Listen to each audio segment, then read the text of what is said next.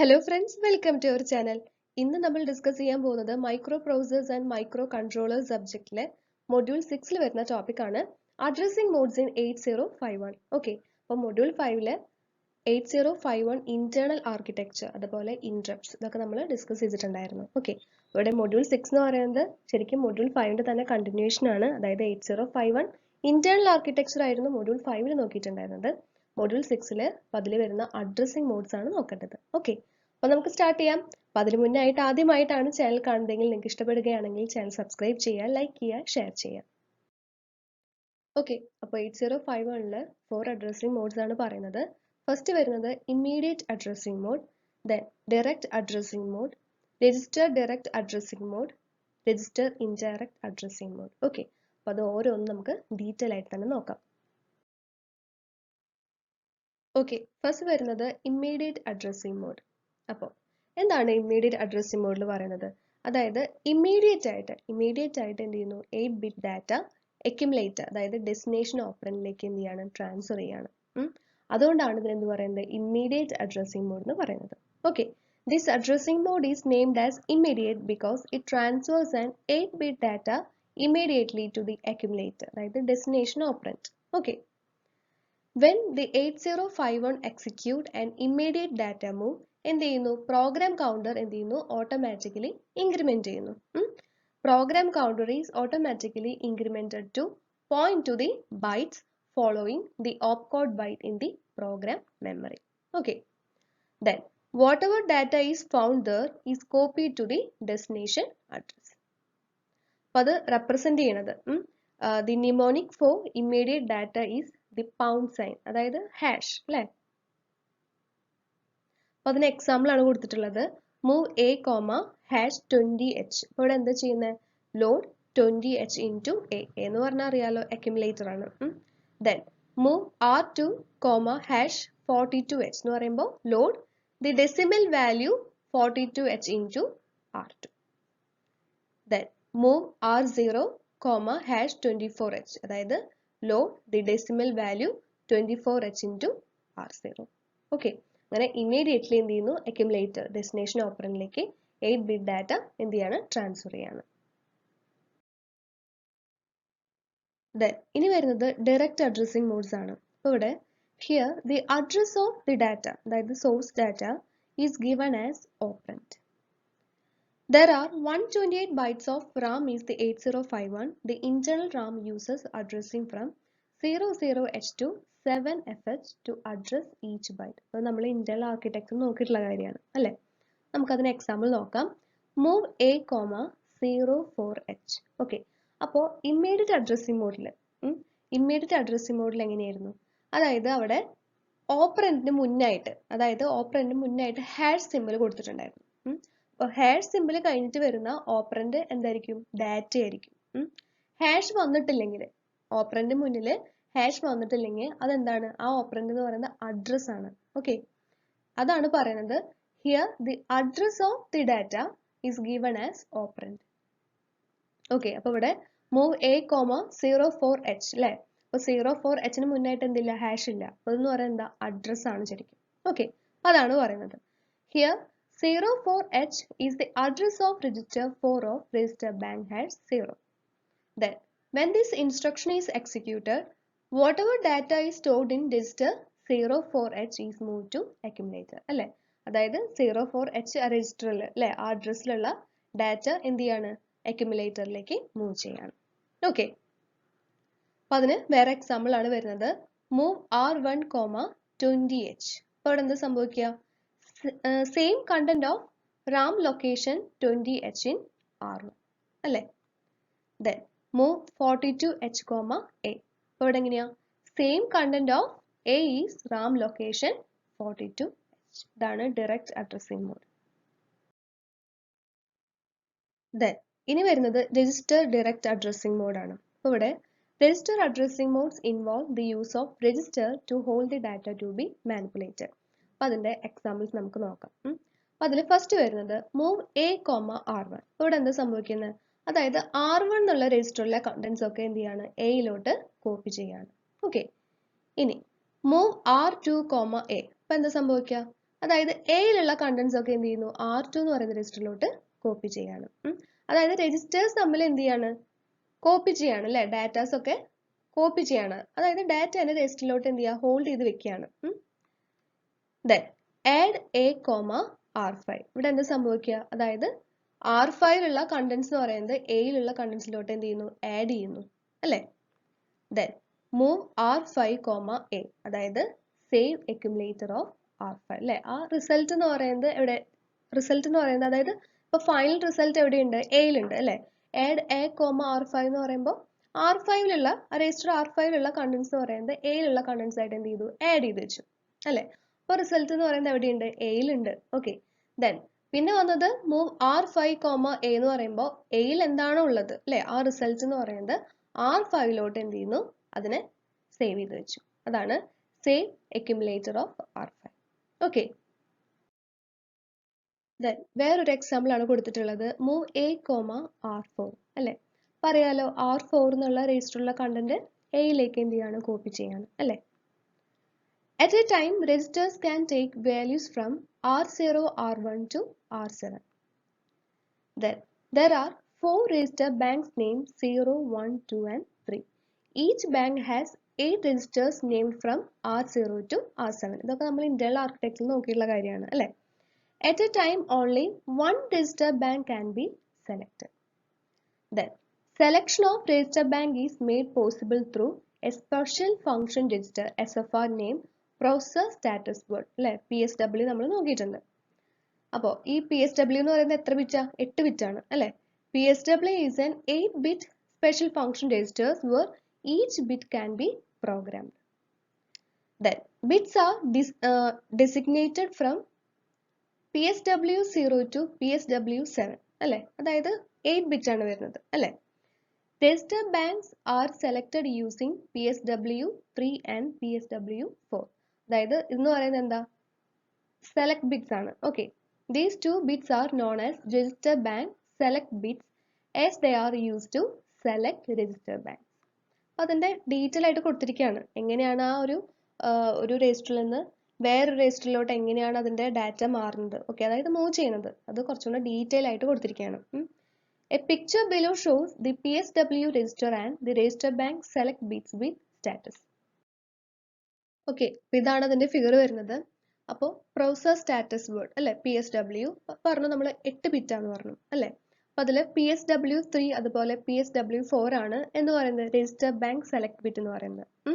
അപ്പൊ അതാണ് കൊടുത്തിരിക്കുന്നത്. അപ്പോൾ RS1, RS0 then register bank, അതായത് ഏതാണ് സെലക്ട് ചെയ്യണമെന്നുള്ളതിന്റെ സ്റ്റാറ്റസ് ആണ് കൊടുത്തിട്ടുള്ളത്, രജിസ്റ്റർ ബാങ്ക് സ്റ്റാറ്റസ് എന്ന് പറഞ്ഞിട്ട്. ഓക്കെ, അപ്പൊ നോക്കുമ്പോൾ ഫസ്റ്റ് നോക്കുമ്പോൾ 00 അല്ലെ, 00.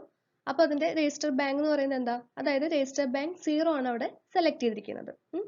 ദെൻ 01 എന്ന് പറയുമ്പോൾ രജിസ്റ്റർ ബാങ്ക് 1 സെലക്ടഡ്. ദെൻ 10 എന്ന് പറയുമ്പോൾ രജിസ്റ്റർ ബാങ്ക് 2 ഈ സെലക്ടഡ്.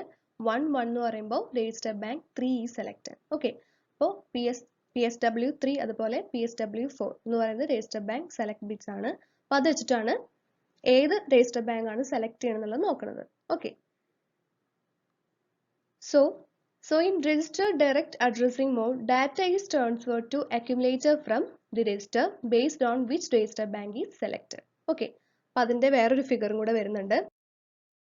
ഓക്കെ, അപ്പോൾ അതിന്റെ ഒരു ഫിഗർ റെപ്രസെന്റേഷൻ ആണ് കൊടുത്തിട്ടുള്ളത്.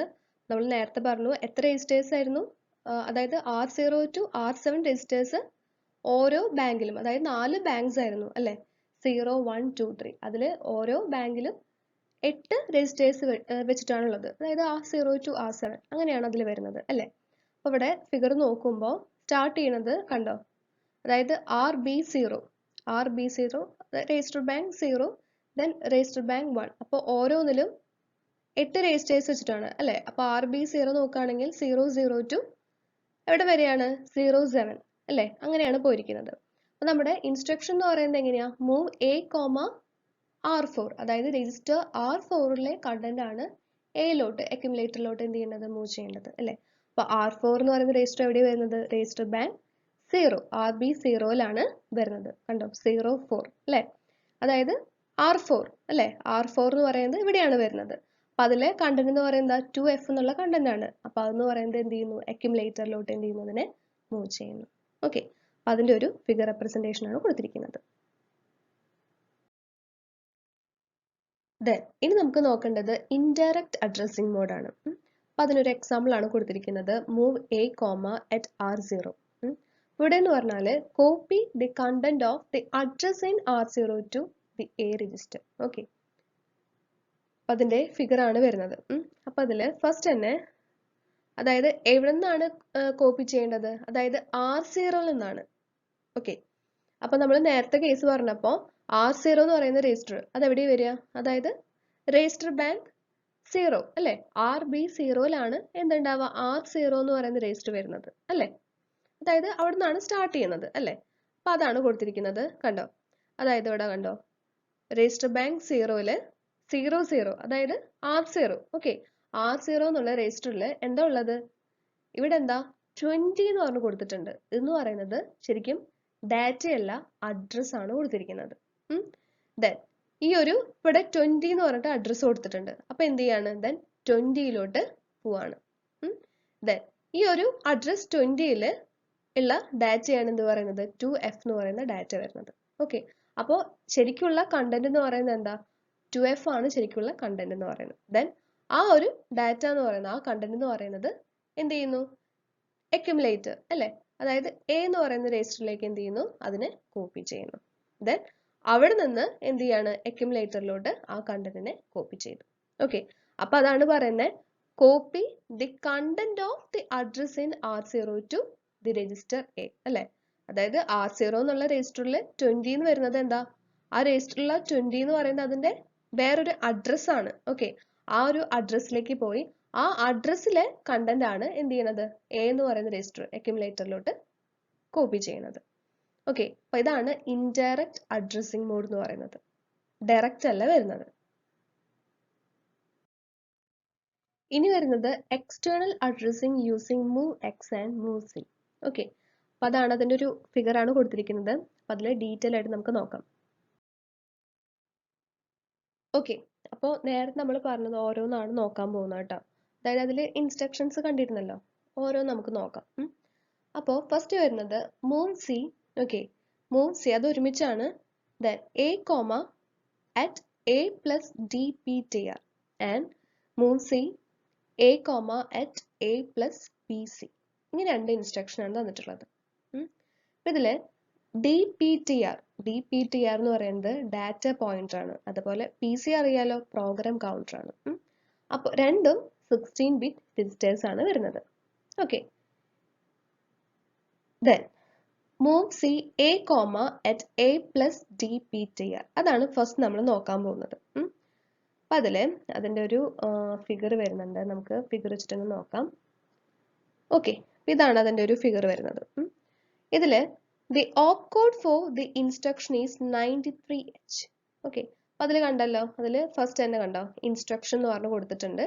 അപ്പോൾ നമ്മുടെ ഈ ഒരു ഇൻസ്ട്രക്ഷൻ എന്ന് പറയുന്നത് move C A comma at A plus DPTR. അപ്പം അതിൻ്റെ ഓപ്കോഡ് എന്ന് പറയുന്നത് 93H ആണ്. അപ്പം അതിൽ DPTR hold the value 01FE. Okay, 01FE. അപ്പോൾ അതിൽ 01 എന്ന് പറയുന്നത് ലൊക്കേറ്റഡ് ഇൻ DPH, അതായത് ഹയർ 8 ബിറ്റ്സ് ആണ്. Then FE is located in DPL, അതായത് ലോവർ 8 ബിറ്റ്സ് ആണ്. ഓക്കെ, അങ്ങനെയാണ് വരുന്നത്.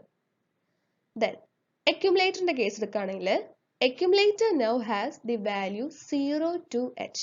Okay, 02H ആണ് accumulatorൽ ഉള്ളത്. A 16-bit addition is performed and now 01FEH plus 02H. അപ്പോൾ എന്താവും റിസൾട്ട് എന്ന് പറയുന്നത് 0200H. ഇങ്ങനെയാണ് നമുക്ക് റിസൾട്ട് കിട്ടുന്നത്. Whatever data is in 0200H will get transferred to accumulator. മനസ്സിലായോ? ഏത് ഡാറ്റയാണോ 0200H, അതായത് നമുക്ക് കാൽക്കുലേറ്റ് ചെയ്തപ്പോൾ കിട്ടിയതാണ് അല്ലേ, അതായത് DPTR ഹോൾഡ് ചെയ്യുന്ന വാല്യൂ ആണ് 01FE എന്ന് പറയുന്നത്.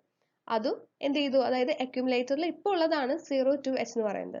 അത് നമ്മൾ ആഡ് ചെയ്തപ്പോൾ കിട്ടിയ റിസൾട്ട് ആണ് 0200H എന്ന് പറയുന്നത്. ഓക്കെ, അപ്പോൾ അതിൽ വരുന്ന ഡാറ്റ എന്ന് പറയുന്നത് എന്ത് ചെയ്യാണ്, അക്യുമുലേറ്ററിലോട്ട് ട്രാൻസ്ഫർ ചെയ്യാണ്. Okay, the previous value inside accumulator, അതായത് 0 to h അല്ലേ, will get replaced with new data from 0 to 00h. Okay, അതെന്ന് പറയുന്നത് it is A 1 byte instruction. Okay, അപ്പൊ അതാണ് ഇവിടെ കൊടുത്തിരിക്കുന്നത്. അതാണ് ആ ഒരു ഇൻസ്ട്രക്ഷൻ എങ്ങനെയാണ് പെർഫോം ചെയ്ത്, എങ്ങനെയാണ് ആ ഒരു റിസൾട്ട് എന്ന് പറയുന്നത്, ഡാറ്റ എന്ന് പറയുന്നത് എങ്ങനെയാണ് ആ ഒരു ലൊക്കേഷനിൽ നിന്ന് അക്യുമുലേറ്ററിലോട്ട് ട്രാൻസ്ഫർ ചെയ്യുന്നത്, അതാണ് ഇവിടെ കൊടുത്തിരിക്കുന്നത്.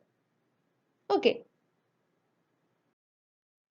ദെൻ അടുത്തൊരു എക്സാമ്പിൾ എന്ന് പറയുന്നത് move C A comma at A plus B C. ഇപ്പൊ എന്ന് പറയുന്നതും നേരത്തെ പറഞ്ഞ പോലെ തന്നെയാണ്.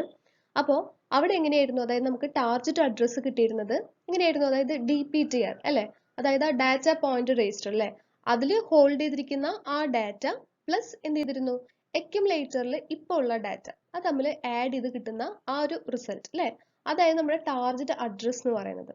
അങ്ങനെയായിരുന്നു അല്ലെ. എന്നിട്ട് അതിലുള്ള കണ്ടന്റ് ആണ് എന്ത് ചെയ്തിരുന്നത്, അക്യുമുലേറ്ററിലോട്ട് മൂവ് ചെയ്തിരുന്നത്.